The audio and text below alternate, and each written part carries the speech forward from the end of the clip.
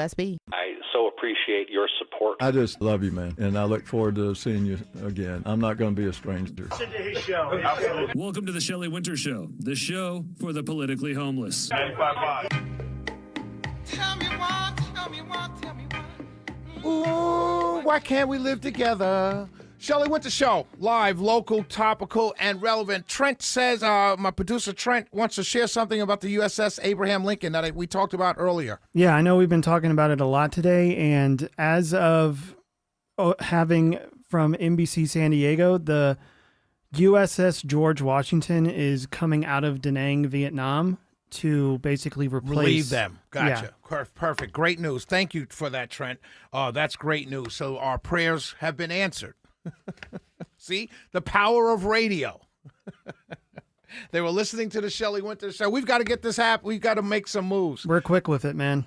Yep. We are very quick and powerful here on the Shelley Winter Show. So one of the things that's bothered me since the start of the primary, was when Rick Jackson tells his story about growing up in Techwood homes, right? He's talking about growing up in Techwood homes. And one of the things that a lot of my Democrat friends, particularly in the city of Atlanta, they want to point out about it was segregated and all of this stuff, as if he's lying about his upbringing, right? And I thought to myself, I said, let me set the record straight, if you will, right?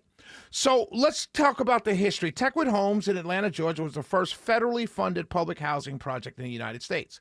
It was completed in 1936. It was whites only, because at that time in our history, all housing was segregated by law, right?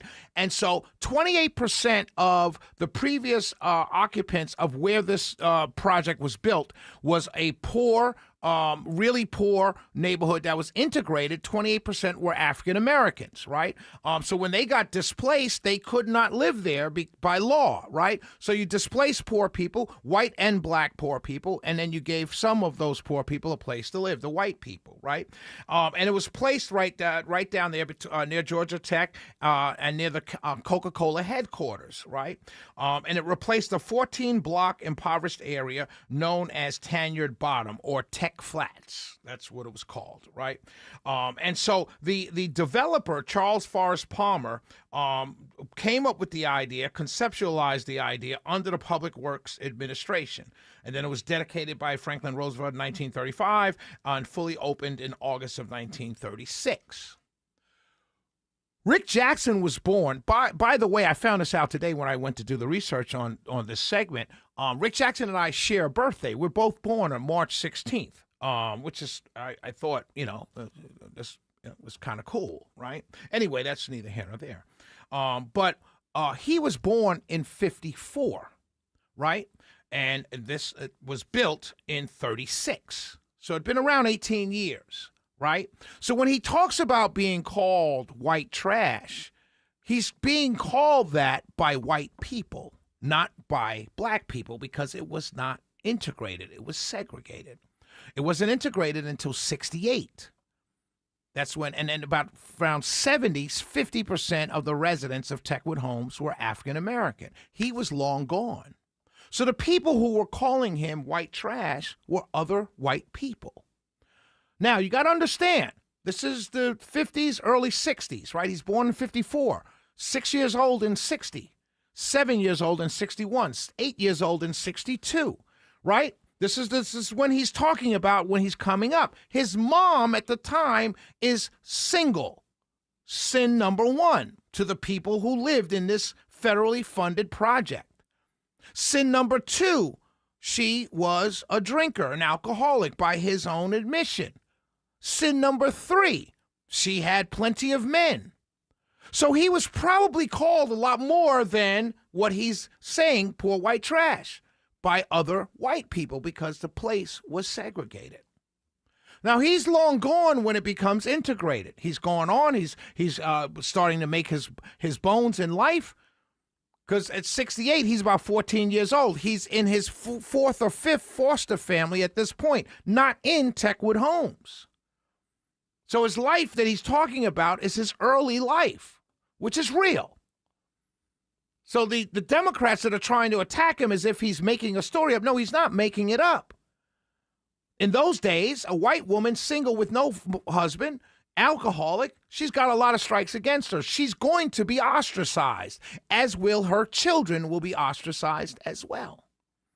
But then let's talk about Techwood Homes when it becomes integrated. Maynard Jackson is elected mayor, sworn in 73. It's 5 years after Techwood Homes is integrated.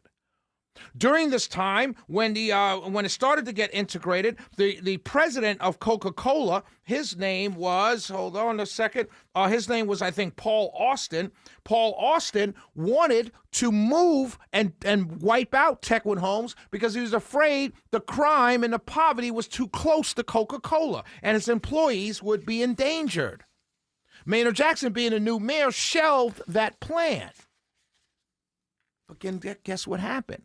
Things got worse. Federal funding started to dry up. The city of Atlanta stopped pouring money into these things. They were trying. They were building Maynard Jackson and the city council, which by this time was majority African American in the mid-70s. Almost half of it was African American. They were putting money into Techwood Homes. They were fixing it up, trying to do repairs, but they couldn't keep up with the rampant poverty and the drugs and the rising criminality. There was at one point, there's a story where I read that 5% of all police calls were to Techwood Homes in the mid-70s. Techwood Homes and Howell Homes. They were next to each other. So here's what happened. Now you're looking at around the late 80s, they're having a problem. The crime is bad. The poverty is condensed. Drugs are proliferating. Things are getting worse and worse and worse. What do? Well, here comes the Olympics. What do? They knock down Techwood Homes. They build it. Only 28 families of the original 600-plus families in Techwood Homes that were all black came back after the Olympics into Techwood Homes. Now it's middle income, income-based, upper income, not upper, but upper income for poverty. And the whole thing is raised because the Olympics come.